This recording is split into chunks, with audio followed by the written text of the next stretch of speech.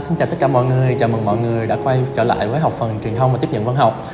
Thì ngày hôm nay Tâm rất là vinh dự và vui mừng khi mà được ngồi ở đây để trò chuyện cùng với một tác giả mà chính những cái bức tranh của chị đã truyền tải cái cảm hứng rất là lớn cho nhóm của Tâm tìm hiểu và cũng như là có những cái trải nghiệm trong nghệ thuật và đặc biệt là tranh sơn mài. Khi mà tụi em xem ở trên trang web tụi em lựa chọn thì tụi em thấy là trời ơi, những cái dòng tranh của chị này tập trung rất là nhiều về cái đối tượng mà tụi em rất là quan tâm luôn, đó chính là người nữ, và tiếp cận dưới một cái hình thức vẽ rất là độc đáo. Thì không biết là cái cảm hứng nào đã đưa chị đến với cái chủ đề tranh của chị ạ?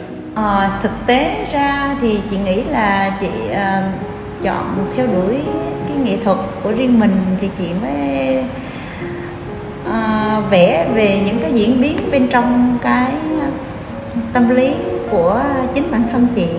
Chị cũng nghĩ rằng là chị là một trong những phụ nữ của Việt Nam, cũng là một trong những người của Việt Nam, chứ cũng không có riêng gì phụ nữ, là lúc nào cũng mong muốn cuộc sống của mình đến với thế giới này mình hạnh phúc, và mình cũng trao đi cái giá trị của bản thân. Chị nghĩ trong tất cả mọi người thì ai cũng có cái giá trị riêng biệt điều đó, và chị cũng muốn khai thác bản thân mình, coi thử mình đi được đến đâu trong nghệ thuật. Và chị vẽ tranh nó cũng giống như là cái chuyện em viết nhật ký gì đó. Dạ, vậy thì khi mà xem tranh của chị thì em thấy rằng là hầu hết tất cả những bức tranh đều tập trung vào người phụ nữ, và như chị nói đó, đều thể hiện những cái tâm trạng nè, những cái tâm tư tình cảm của họ. Vậy thì không biết là trong cuộc đời chị thì có một người phụ nữ nào đã truyền cảm hứng để chị có thể là đến với nghệ thuật, hoặc là có thể đưa tới những cái bộ sưu tập liên quan tới phụ nữ hay không? Nếu mà em hỏi thì cái chuyện là người nào cho chị cái cảm hứng về chất liệu sơn mài thì có. Khi mà chị cô giáo của chị tên là họa sĩ Hồ Thị Xuân Thu, cô mời chị đến phòng tranh, đến khai trương cái phòng tranh của cô. Xong rồi chị nhìn tranh của cô đẹp quá, ấy là mình nhìn tự nhiên cái trái tim của mình nó cứ xôn xao như vậy đó, mà mình nhìn mà mình cứ nổi da gà, mà mình hạnh phúc vậy á. Mình chạm vô trong cái tranh, mình có cảm giác cái mát ở trong cái bức tranh đó, nó truyền đến cái bàn tay của mình, nó vào thẳng tim mình. Trời luôn. ơi, vậy là từ đó chị viết nhật ký của riêng chị luôn. Nó rất là happy, và chị về chị cứ thao thức mãi vì cái nó đẹp dữ vậy. Số cái tranh cô nó đẹp dữ mà nó rất là tự nhiên và tự thân đến vậy. Cô chị rất là thương cô giáo kia, thấy lâu rồi cô mới cảm nhận được một người yêu tranh đến như vậy. Ngắm tranh, cứ xích xoa tranh, cứ đứng nhìn ngẩn ngơ tranh như vậy, thì cô mới nói là thôi được rồi, cô sẽ cho con qua đây để con học sơn mài.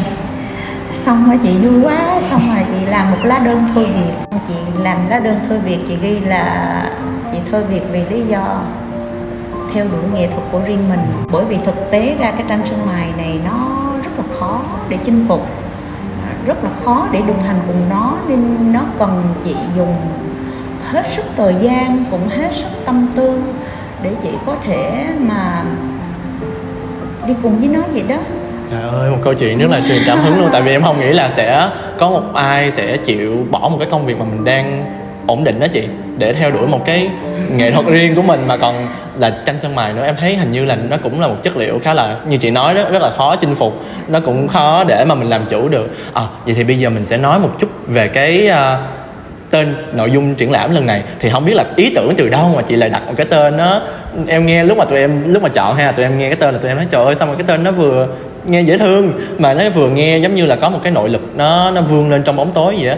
Cũng theo cái suy niệm thôi, nó chỉ đơn giản là chị thấy tất cả mọi thứ hiện diện xung quanh trước mắt mình nó đều có cái giá trị riêng của nó.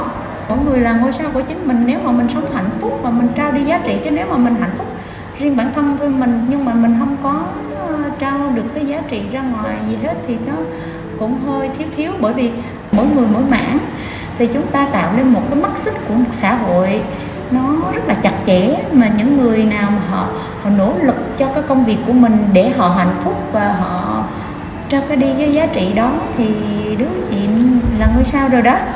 Thì trong một ngôi sao thì đương nhiên thì nó cũng có rất là nhiều các cung bậc cảm xúc, rất là nhiều cái thử thách khác nhau để người ta vươn đến một điều tốt đẹp.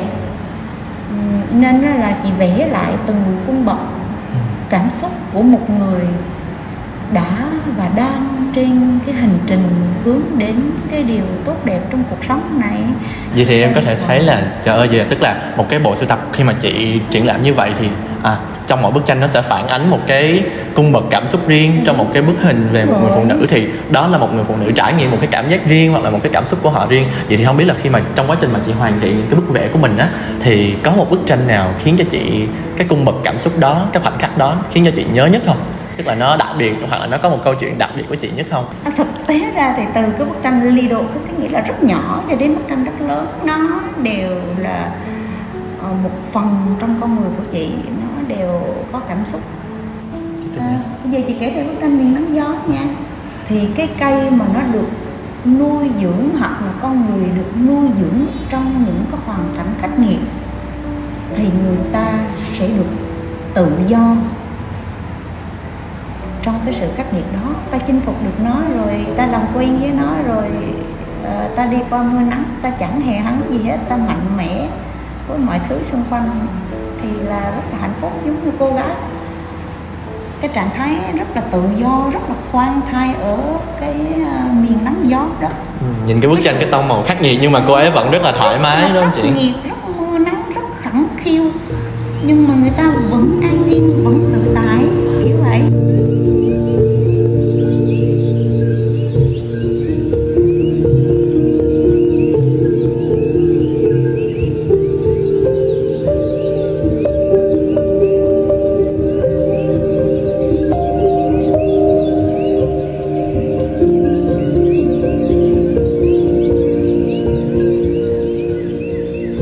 Chúng ta sẽ thấy rằng là sau một ngày tìm hiểu về triển lãm thì chúng ta biết được thêm rất là nhiều thứ, không chỉ riêng tác giả tranh sơn mài nè, và đặc biệt là chúng ta cũng được tìm hiểu thêm những cái nguồn cảm hứng rất là lớn đối với riêng tác giả cho bộ sưu tập lần này.